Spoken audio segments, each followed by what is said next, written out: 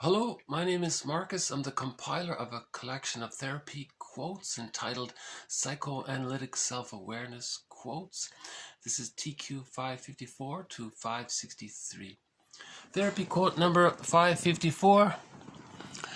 A too early or too deep interpretation, one which names something unconscious but no preconscious derivative, something therefore that the person cannot find however much he searches, is no interpretation.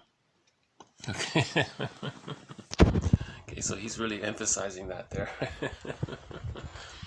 He's emphasizing that an interpretation must include something that the person is sort of aware of, at least. He's calling that the preconscious. You know it, but you don't really know it, so that's the preconscious. If you're aware of it, that's even better. So a total interpretation or a complete interpretation is you link something that the person is sort of aware of. That's usually his chief complaint in life, why he's in therapy. He's repeating something and it's making his life worse. So he knows he's doing something wrong. He has an inclination of what he might be doing, but he's not sure. Right? So you want to link that to the childhood source of, right, the time when the template got created. Okay, the developmental trauma, the insecure attachment style. Okay, the source of the repetition compulsion. So you want to link it to that. That's unconscious. And then you want to link it to the person's conscious, whereby the person is actually doing what he's complaining about. He's live, here and now, in the present with the therapist. So he's conscious of it. Once you point it out to him, he'll be conscious of it. So you say, so you have to be articulate. You're a bit of a poet there if you can create a narrative, an interpretation that includes the preconscious, the unconscious, and the conscious. Right? If you just jump right to the unconscious, if the therapist is very impatient and says, you're doing this because of this, or what? It doesn't. So it's not helpful. The client will just brush it off, right? And sometimes, if it evokes anxiety, he may increase what he's doing to deal with the anxiety of what he learned. That's called a negative therapeutic reaction. So the timing was off, or the interpretation wasn't right, or the relationship with the therapist wasn't warm enough, that kind of thing. So just a little extra facet to understanding interpretations. If it's too deep or too soon, and the person can't use it, we can't call that an interpretation. An interpretation must link his unconscious history to his present preconscious and conscious, ideally, but at least the preconscious, right? Yeah. In general, TQ 555, when you put words to how an interaction in the present matches or is analogous to or parallels a past experience, you've got an interpretation. Just in broad terms, if you can link what he's doing now, just like back in childhood when such and such happened, right?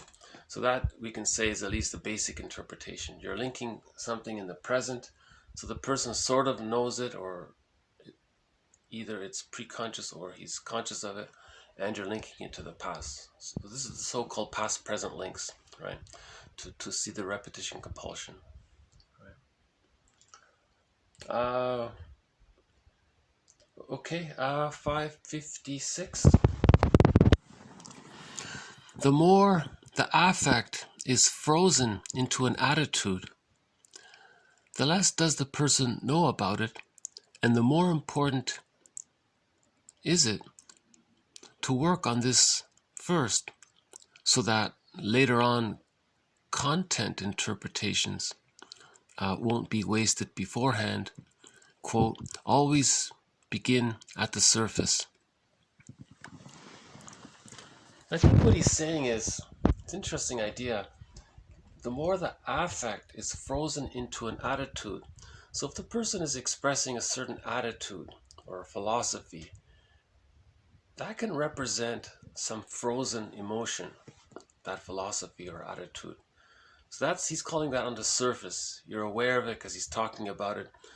So I notice when you talk about this, your philosophy of such and such, this attitude representing this and that, maybe we can look at the emotion that's behind it, that's caught in there, that's frozen, right? So he's calling that deal with the surface first, right?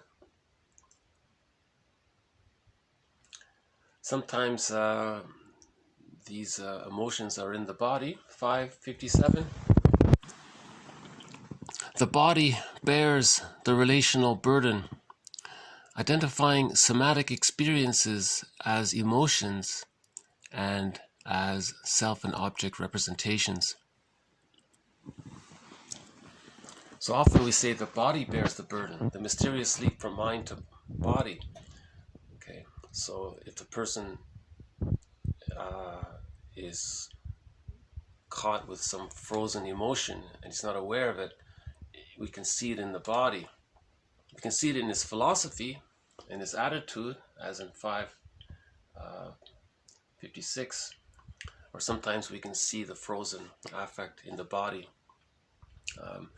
But he adds something to it. It's not just the emotion that's frozen in the body. Okay, he's saying it's the relationship. The symptom represents the relationship the person as a child had with the primary caregiver, right? So the symptom represents the relationship with the parent and the emotion that came about because of that relationship, and that's in the symptom.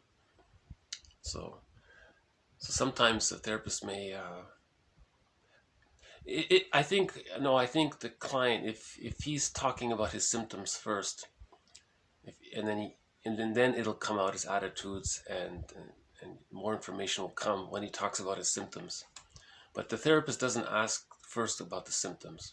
I notice you're kind of slouched, only if the client brings it up, right? Or if it's part of a complete interpretation, maybe it's included. But I think that's the idea. So the point here is that the symptom bears the relational burden. So don't just think that the symptom is about an emotion. It's about an emotion that came about due to a relationship, right, between the child and the parent, right? TQ 558 calls it somatic memories. When we cannot remember a traumatic event and cannot use language to tell about it, we lack what is called narrative memory. Traumatic memories, however, can be stored in our bodies as somatic memories. So just building to our jargon here. Forgive psychology for its jargon. Just forgive it, Robert Bly says. This sort of reminds me of a famous pop song. If you could read my mind, what a tale my thoughts would tell, by Gordon Lightfoot. So this might be a modification of that. If you could read my somatic symptoms, what a tale of it would tell. Or same kind of thing, right?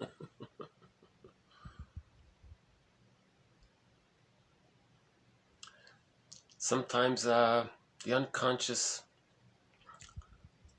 can act like a calendar. Well, let me just read the quote. TQ 559. In her paper, Anniversary Reactions in Parents Precipitated by Children, Hilgard observed that symptoms may be precipitated in a parent when the parent's child reaches the age at which the parent had experienced a traumatic episode in childhood. So if something happened to the adult as a child, he's not aware of it, okay, and then that person's child reaches the age, that same age, the adult may experience a symptom. That's the theory.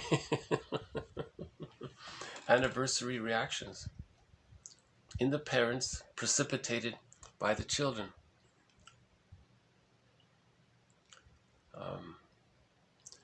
Maybe around separation anxiety, that happens.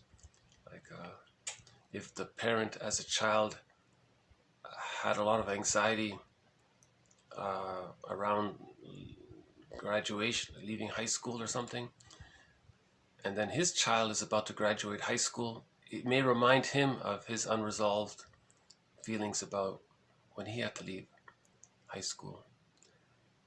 So maybe there's like a trigger there. So sometimes the children accidentally, unknowingly trigger memories in the parents, in other words. I think that's the basic idea.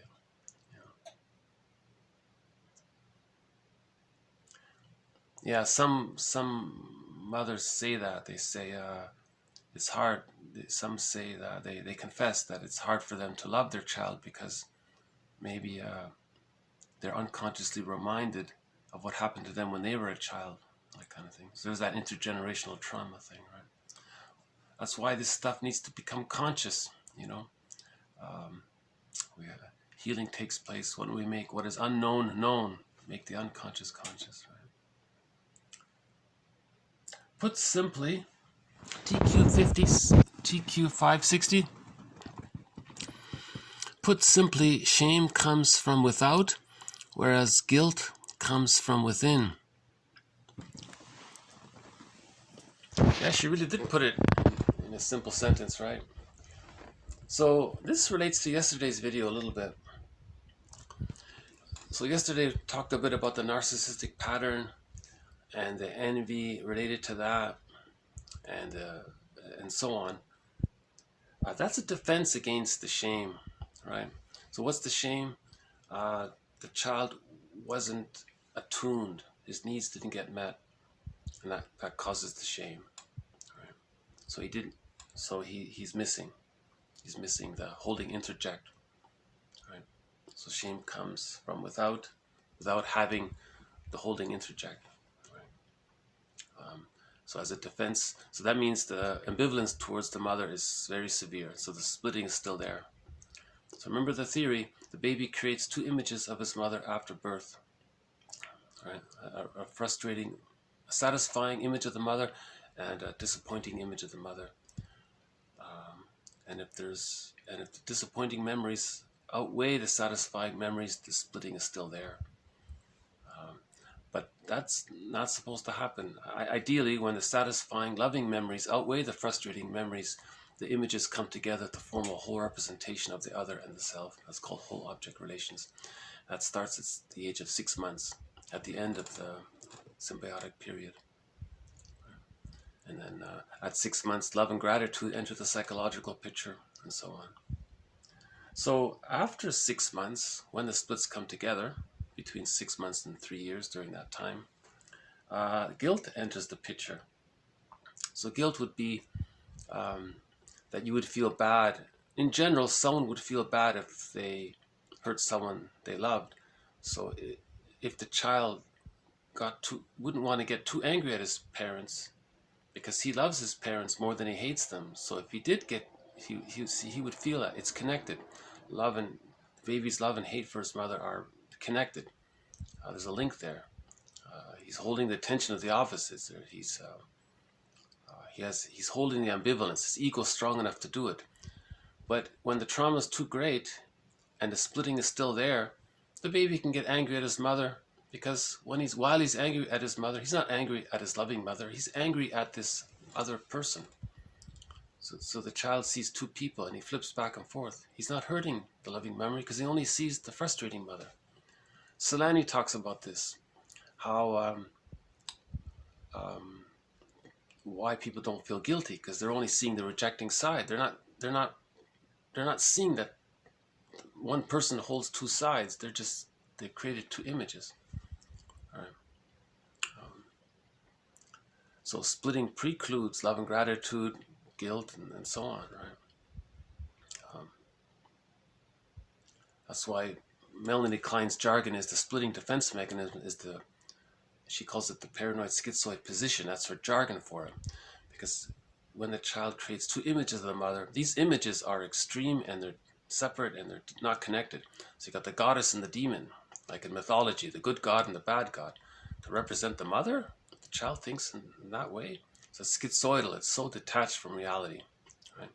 And it's paranoidish like because a person may project, so when the child projects the rejecting image of the mother, the frightening God image of the mother onto the mother, and the child is rageful at the mother, he thinks he's only fighting with this demon, right? This monster, right? So the child doesn't see the mother as a whole person.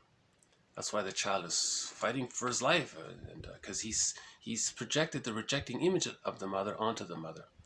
That's the result of the splitting defense mechanism. So the therapy is to heal the splits. Right?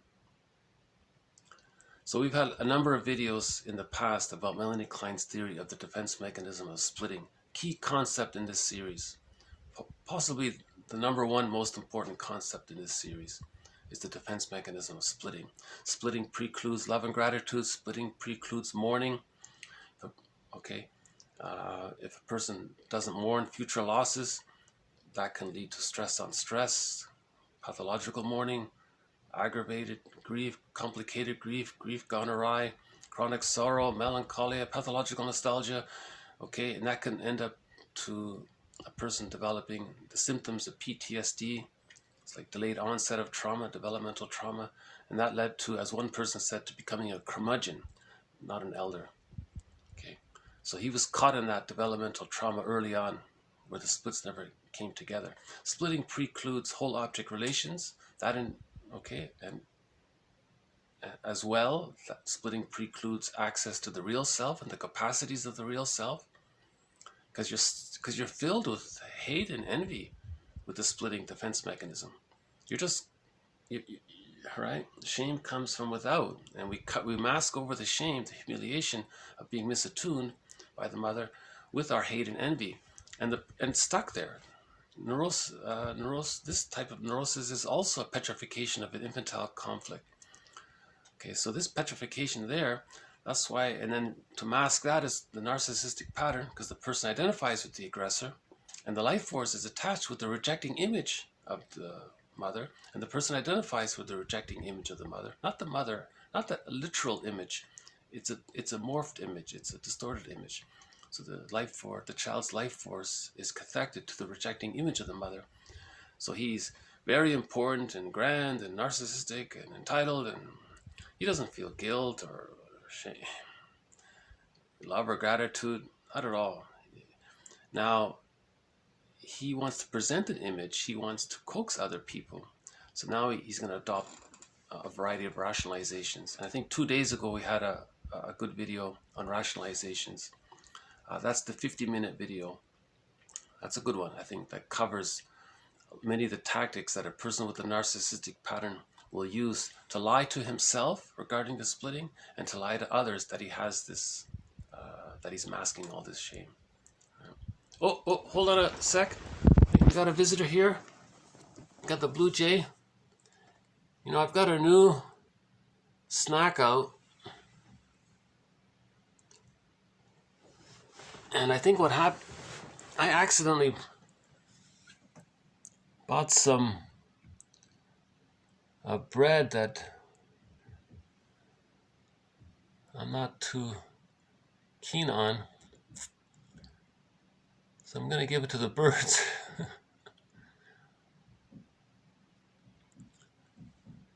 I had it in the freezer, so that's why he's poking at it.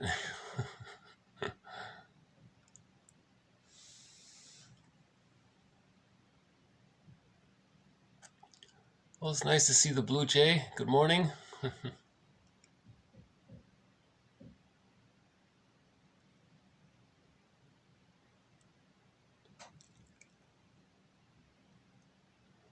Well, I'm glad somebody likes it. I don't like it.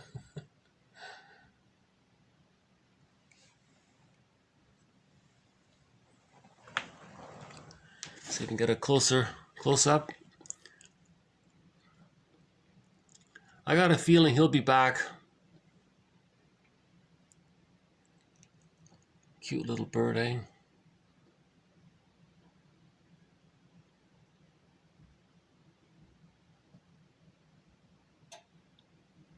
Okay. I got a feeling he's going to be there for a while, so we'll just let him have his breakfast and lunch.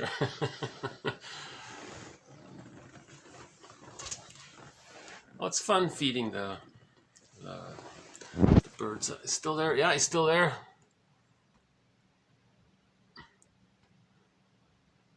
Well, he's really active, huh? Okay.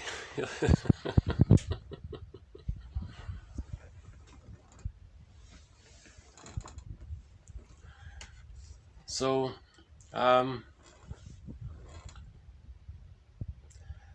put simply, yeah, okay. It's hard to go back to this topic.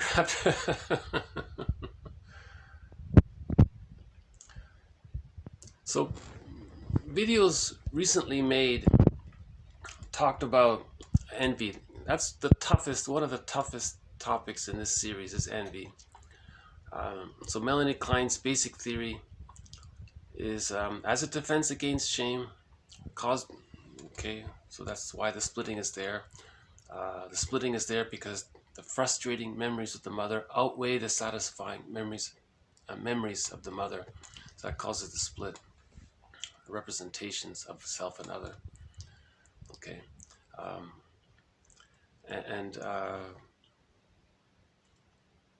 So yeah, Klein's theory of envy in response to having this experience, to having had this experience, is number one, there's going to be greed, she says, and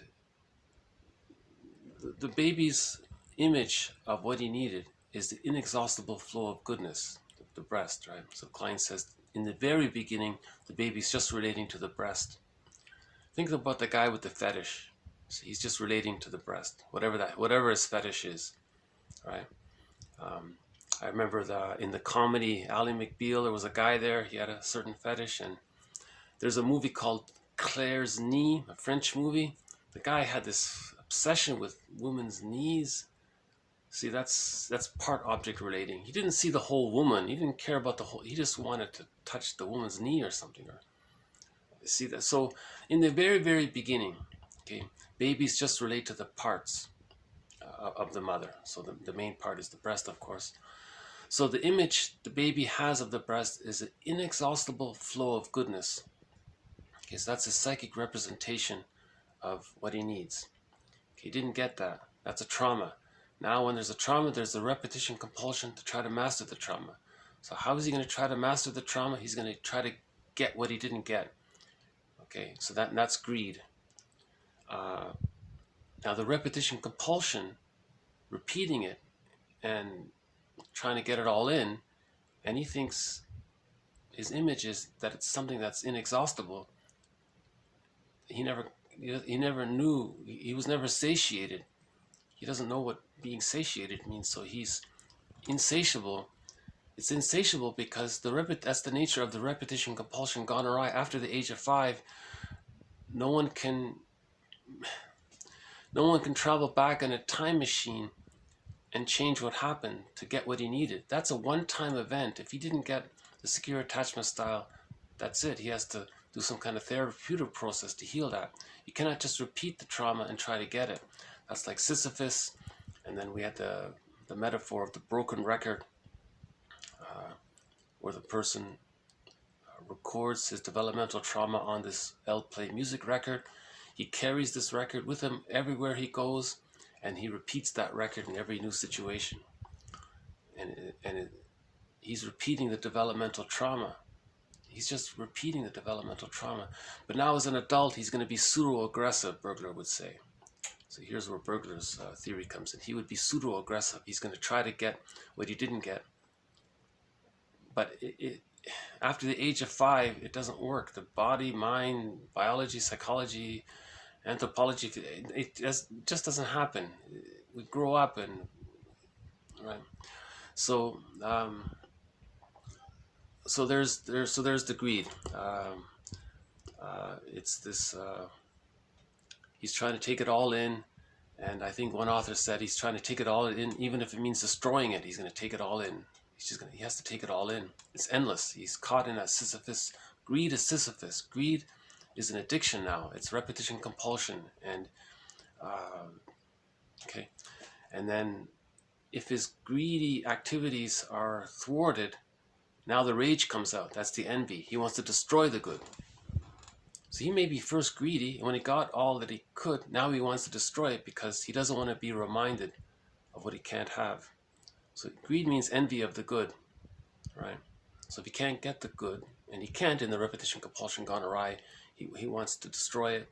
And if he does, he feels the tension relief, and he enjoys that. Now he's gleeful, and there's the Schadenfreude. I think that's where Schadenfreude would come in. Anyways, this topic was covered in more detail in a recent video.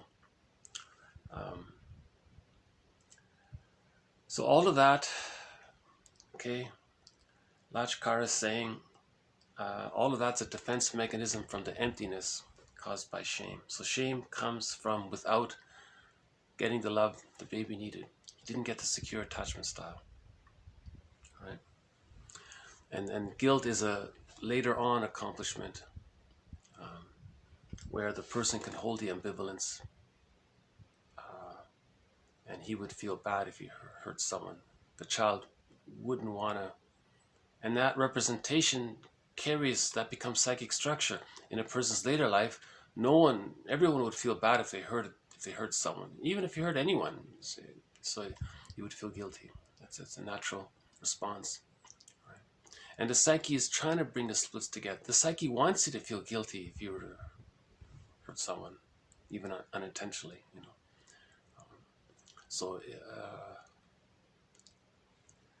Okay, we'll have more on guilt, and that's another thread. Okay, yeah, 560 caught me off guard. That's a tough topic. Okay. Let's move on to Let's move on to transference. View as a dramatic play, the transference neurosis is a fantasy creation woven from memories and imaginative elaborations of present actuality. So that emphasizes the secondary delusion, the unreality of it all, distorting reality. So transference is, you see something in the present, it reminds you of something in the past. You're going to elaborate the thing in the present. You're going to elaborate it, use your imagination to elaborate on it. Okay, so now you're creating a fantasy, and you're weaving this fantasy like a quilt. You're making this fantasy out of your memories. Okay, remember the child's memories of the rejecting image of the mother is a monster, not a person, right? So now you're creating this image of the other person, transferring on to someone, and okay, so this fantasy creation comes from your memories and your imaginative elaborations of present actuality. Interesting way of describing transference. That's why the person being projected upon is so confused. I'm not your mother. You're acting like you're a baby angry at your mother. I'm not your mother. That's transference neurosis, he calls it. Okay, TQ 562 builds on this. The client began the transference neurosis by projecting upon me the infantile image of an org with the desire and the power to damage. Quote, "What has my mother got to do with all of this? She's no longer around. Leave her in peace." Quote, "Oh, no, you misunderstand. I was not talking about your real mother, your actual mother. I was talking about the distorted image you built up in your fantasy. That unconscious image must be the model for your repetition compulsion. Okay, so Burglar makes it clear, go to the Berg. Remember the folk singer said when he got in trouble, he said, go to the gourd, and then he would sing a Gordon Lightfoot song. I think I'm going to sometimes go to the Berg. Burglar, go to the burglar, go to the Berg. So, yeah, many times throughout this series, a quote from Edmund Burglar has enriched the discussion, I think, at least for me. So think about it. The repetition compulsion, what fuels it is, it's very traumatic to have this frightening image of the mother in the unconscious. Okay. By the age of 3, it's supposed to be realistic and it's not so frightening. So we don't have these frightening images in the unconscious. But if there's a developmental trauma, we have this frightening image in the unconscious. His example here is the orc. Could be any frightening creature, right? Giant or monster and so on. Something from mythology or a fairy tale, for example, right? So that person has an image in his mind of the rejecting memories. It's not the mother being rejecting. He doesn't have the memory. He doesn't have the image of her. That's realistic. He can't have a realistic image. He doesn't have a realistic image. The theory to why that occurs is something to do with the baby's mind isn't developed. He sees things in pictures. And then he's angry, and his anger is going to morph the picture, and the picture is going to change, and he's going to be angry and frightened, and the picture morphs again. Finally, the picture of the orc could be like a Medusa, and you're petrified of the image. So that's why we're afraid of these monsters' images. So the child has this frightening creature in his unconscious to represent all of his memories of all of the times his mother was misattuned to him. Nothing to do with the mother. Now we're dealing with the memories and the image that have condensed and coalesced and morphed into an image. That's what we're talking about now, this imago. So we don't even say image half the time, we say imago to emphasize. It's something new created, or this imago. So the person projects this imago image of the rejecting mother onto others. Okay, now he's going to expect that other person to be critical, the domineering mother, or he expects all of this difficulty with him. Now he wants to argue with that other person because he wants to argue with the mother. You see, so it's a delusion. The therapist is not the person's rejecting mother when he was a baby. Right? The therapist is there to offer an interpretation of a secondary delusion, so he can. He can heal the splits. When he heals the splits, those frightening images go away, right? So it's interesting here. He said, the client said, forget about my mother. Don't talk about her. No. Burglar said, we're not talking about your mother. We're talking about the distorted image you built up in your fantasy, because that's what the baby does. They see things in fantasy images, right? Now, and from that's the basis of your repetition compulsion. Okay, that's the basis of your neurotic pattern. You're battling this unconscious imago image that you're projecting onto the world. You're battling, or he's identified with that image. He thinks he is that image. That's the identification with the aggressor. That's the narcissistic pattern. Now he's going to do to others what was done to him. So in a worse situation, that's the narcissistic pattern. He identifies himself with the rejecting image. Because that rejecting image is so energetic, the child's life force is overly connected to that image. So all of his vitality is connected to that image. If the child wants to feel alive, he identifies with that image to get his own vitality. So he's really lost himself. That's the narcissistic pattern. Now he's doing to others what was done to him. All right. Oh, hold on. We got a visitor here.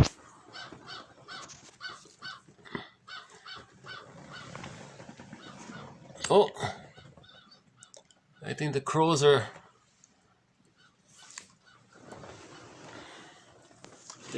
are involved in some communicative process here.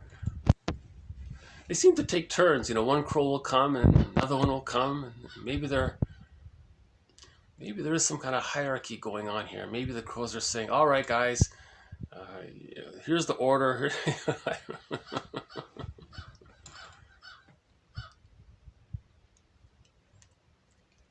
Okay, don't get me off don't get me off topic here.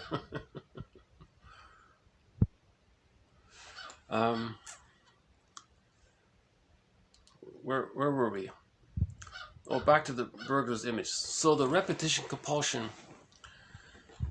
Okay, because you can never defeat this imaginary boogeyman in your mind, because it's a fantasy, it's a delusion, but you're fighting with this fantasy all your life, right?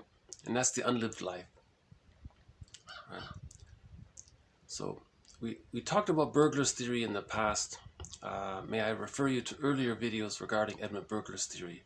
It's a very interesting theory. Someone called it humanity's fourth narcissistic injury. It's a very interesting theory. I simplified it by calling it the 4 steps. So I'll just to refer you to earlier videos about Edmund Burglar's theory. Okay, so we'll just end on maybe on a slightly lighter note about novel detective stories. TQ 563. The detective story writer connives with the reader's need to deny his guilt by providing him with ready-made fantasies in which the compulsive question, "Who done it?" is always answered by a self-exonerating, "Not I." The detective story so rarely achieves the status of a work of art. In the ideal detective story, the detective or hero would discover that he himself is the criminal from which he has been seeking. See, that would be a work of art. See, if the person... I think this is a very good quote. I think Burglar would like this quote. Burglar talks about writers a lot. So he's talking about everyone has unconscious guilt. We deny it. What do we feel guilty about? One author calls it, everyone believes they've committed some kind of invisible crime. Some invisible crime. This invisible crime is because the child has magical thinking. The child thinks it's all about him. So if there's something wrong, he thinks he created it. So there's an invisible crime. He also calls it hidden guilt. Actually, their book was first called Invisible Crimes, Unconscious Guilt. Then he changed it. In the second edition, he changed the title. He simply called it Hidden Guilt. It's a good book by Engel and somebody. Forgot the other. Two authors. I don't remember the second author.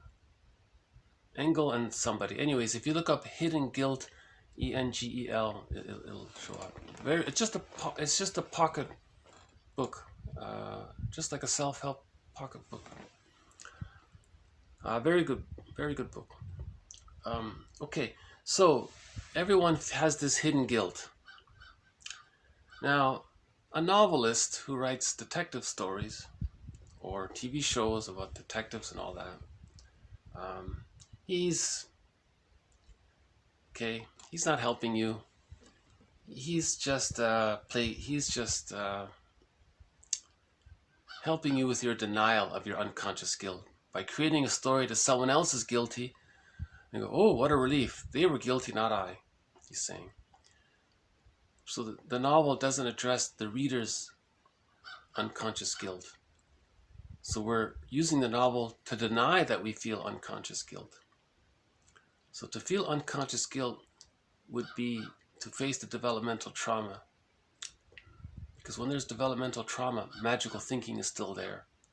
Okay, narcissism and the identification with the aggressor, the shame, all those projective identification and passive into active or reaction formation and counterphobia, all these rationalizations to hide the defense mechanism of splitting and projective identification and so on. Okay, all of that's covering the magical thinking. So the person feels responsible that he caused it. So narcissism means you think everything's about you. So if the person that means unconsciously, if mother wasn't happy, if he didn't get the love he needed, the baby thinks it's his fault. He does it to preserve the connection to the mother. Remember, the baby feels he must bond to the mother. Life force is object seeking. The baby must bond to the mother. So the baby, if the mother's rejecting, one theory is the baby will just assume, in order to make her good enough to bond to, the baby will make himself bad. So that by comparison, the mother's good. Now the baby can have a fantasy attachment to the good mother. And he identifies himself as being bad, shamed, rejected, and all that. Okay, that's called the moral defense. Nothing to do with morality. It's just a jargon by Fairbairn. If you look up an earlier video, talked about the moral defense by Fairbairn, where the baby, to create an attachment with a good mother, he creates a good mother by making himself think he's no good. Now, because of magical thinking, he believes all this. So there's the hidden crime, right? And then novels just get us away from the anxiety of that. Who done it? Oh, someone else in the novel did it. Not I. I'm not guilty of anything. No, right? Okay. So detective stories, it's not art. It's a defense mechanism. If you feel some anxiety, you read a detective story, and it's an escape. You're unconscious. But ironically, someone would say that's the psyche's attempt for you to get in touch with your unconscious guilt, right? Because the psyche seeks wholeness, so we project our unconscious guilt onto the fantasy characters in the novel or in the TV show or whatever. That's an attempt. So a real script writer or show would help the viewer or the reader to think, you may feel guilty about something. You just don't want to face it. But the novel, literature and art is supposed to help you face.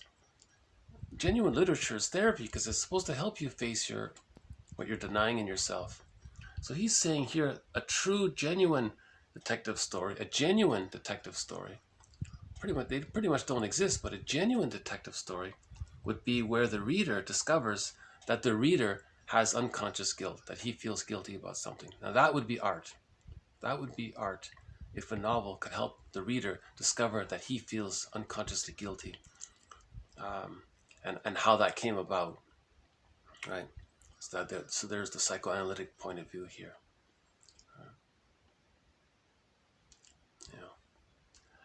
Okay, these are pretty good quotes. I'll just do a quick read through. A too early or too deep interpretation, one which names something unconscious, but no preconscious derivative, something therefore that the person cannot find however much he searches, is no interpretation. When you put words to how an interaction in the present matches or is analogous to or parallels or mirrors or reflects a past or represents a past experience, then you've got a basic interpretation. The more the affect is frozen into an attitude, the less does the person know about it, and the more important it is to work on this first, so that later on contentual interpretations shall not be wasted beforehand, always begin at the surface. The body bears the relational burden, identifying somatic experiences as emotions and as self and object representations. The body bears the relational burden. When we cannot remember a traumatic event and cannot use language to tell about it, we lack what is called narrative memory. Traumatic memories, however, can be stored in our bodies as somatic memories. In her paper, Anniversary Reactions in Parents Precipitated by Children, Hilgard observed that symptoms may be precipitated in a parent when the parent's child reaches the age at which the parent had experienced a traumatic episode in childhood. Put simply, shame comes from without whereas guilt comes from within. View as a dramatic play, the transference neurosis is a fantasy creation woven from memories and imaginative elaborations of present actuality. The client began the transference neurosis by projecting upon me the infantile image of an org with the desire and the power to damage. Quote, "What has my mother got to do with all of this? She's dead, leave her in peace. You misunderstand. I was not talking about your actual mother, your real mother, but about the distorted image or imago, fantasy image you built up in your fantasy. That unconscious image must be the model for your repetitiveness." The detective story writer connives with the reader's need to deny his guilt by providing him with ready-made fantasies in which the compulsive question, "who done it?" is always answered by a self-exonerating, "not I." The detective story rarely achieves the status of a work of art. In the ideal detective story, the detective or hero would discover that he himself is the criminal from whom he is seeking. From whom he is seeking. We're always looking for ourselves. Remember that Spider-Man movie? At the end there, the teacher said, all literature is about asking one question. 3 little words. Who am I? Right? I think that was the 2012 rendition. I'll look it up. I'll post that quote in a future video. She said something about some people say, so the teacher was speaking to her students. You know, students, many literary analysts say that literature can be broken down into 10 questions. Well, I disagree. It's all one question. Who am I? Right? And, please tell me who I am. That's a song, right? The Logical song.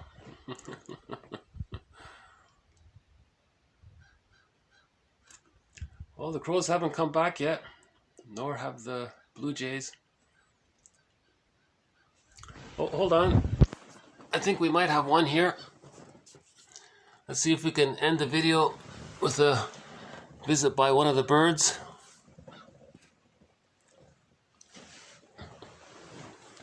Oh, maybe the sun is blocking the image. Maybe you're not seeing it because of the sun. Okay. I think these are great quotes, personally. TQ 554 to 563. They're posted below for reference.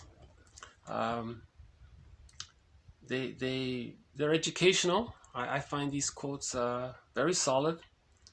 Many of our mentors are mentioned here. Burglar in particular. Rycroft, he wrote a dictionary about psychoanalysis. Lowald is one of the original authors.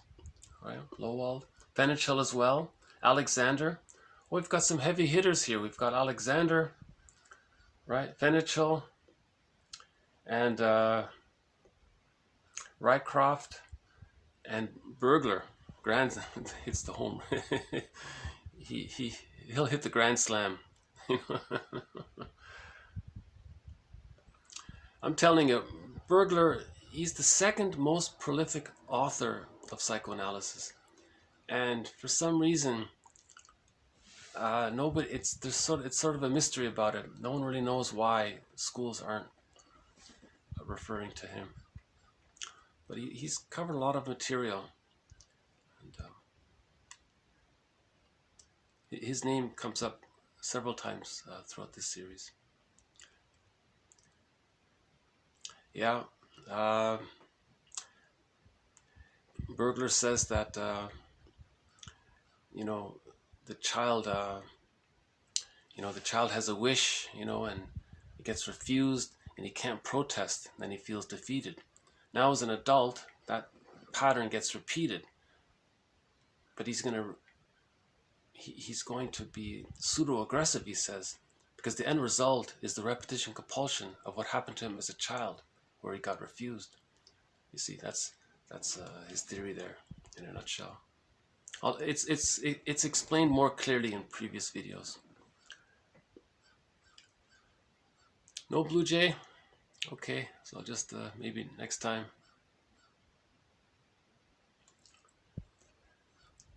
Okay, so we had a little bit more about interpretations. If it's too deep, too soon, it's not an interpretation. Forget it. It's not useful. At best, he'll just brush it off. At worst, it'll create anxiety and he'll act out, and he may be in a little bit worse off situation. Usually, he'll just brush it off. What? What are you talking about? But I think maybe sometimes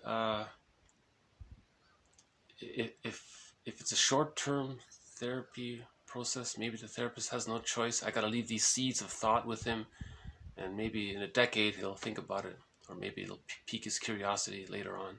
Maybe he's doing it that way. So there may be some positive benefits to providing an early interpretation for time constraints. I don't mind them. I welcome them. It may not be. See, ideally, an interpretation is cognitive and emotional. You need both. It has to have an emotional effect on a person for an interpretation to be a genuine interpretation. If an interpretation doesn't have any kind of emotionality to it, it's also not considered. It's considered a cognitive interpretation, but not a real interpretation. A real interpretation has both cognitive and emotional aspects to it that the person can integrate. Okay, and then there's the healing from there, because you're linking. Right? When there's trauma, the soul is fragmented. Interpretations link things. Okay, just in general, if you can put words to how something in the present parallels or is a reflection or mirrors or is analogous to something in the past, we can call that an interpretation. If the person emotionally feels it and if the timing is right and the relationship was good, right? That's, I think, the first phase of the therapy process is the client is testing the therapist. Do I like him? Can I trust him? And then if the therapist passes all of these tests, then there's a rapport. So but some therapists say in order to get that trust, you have to offer interpretations. But for some, it scares them away. So depends on each person. What I'm looking at is I keep thinking the crows might make an appearance, but oh, I see. Oh, one crow there seems to be yeah, so there does seem to be a little bit of a hierarchy thing going on with the crows, right?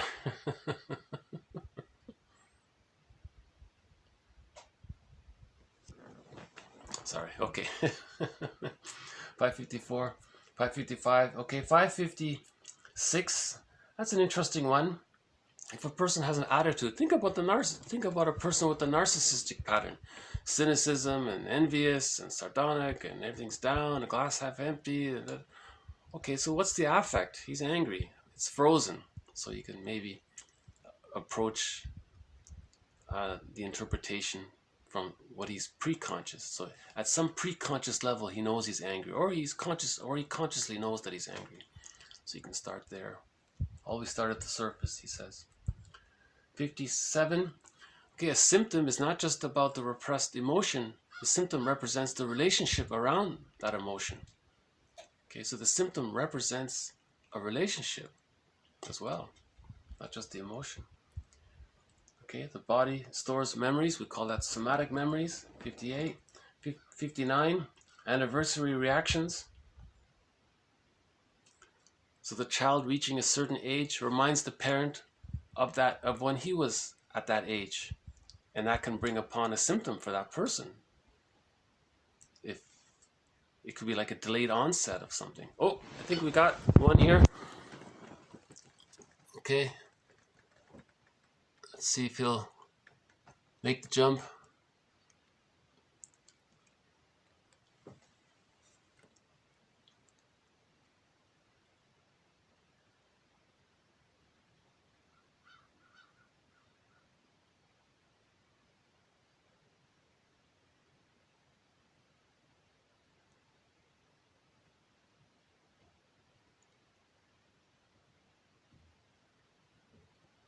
Okay.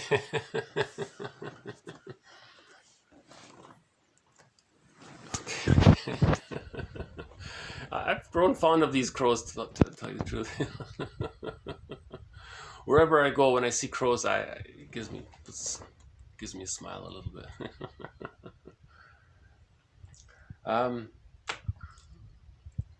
Okay, and then 560.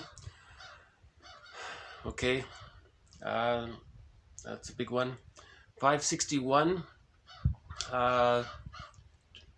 Okay, a transference is based on fantasy.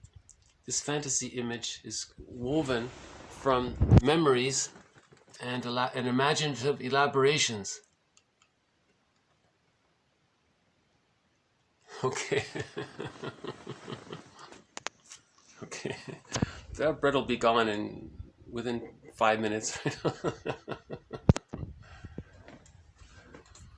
Okay,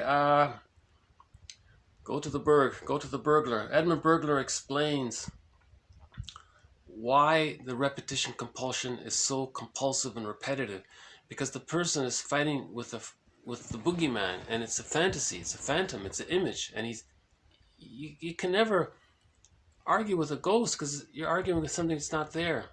It's a memory of the past. You have to talk about your memories. Okay, give sorrow words. You have to talk about it. Find the narrative, right? So, may start with somatic memories. That's fine. May start by looking at his attitudes and his frozen affect in his attitudes. It may start by finding the links between the past and the present, and so on. Right? And yeah, so there's an insight about detective stories. You're avoiding your hidden guilt. Right? If a person is a fan of detective stories, maybe a part of that is that it allows the person to take away his anxiety of his hidden guilt. Everyone feels like, the theory is, Engels says, every child believes he committed some kind of invisible crime, as described before, about Fairbairn's theory. And that's related to the baby's need to create an attachment with the mother. But to do that, he has to think that he's bad enough to make his mother good enough so that he can bond to the mother. And because of magical thinking, he believes he caused this situation. He caused his unconscious guilt. He caused his own bad feelings. But he did it temporarily so he can survive. Yeah, okay? So there's the forgiveness. So he can forgive himself right there. If you can get that point, you can start to forgive yourself right there. You see? So if we analyze why a person might like a certain joke or a novel or a movie, we analyze why is he interested, it can point to something within, and we can heal that way. Right. Okay, I'll leave it here. This has been TQ 554 to 563. More to follow. I hope this has been helpful. Bye for now.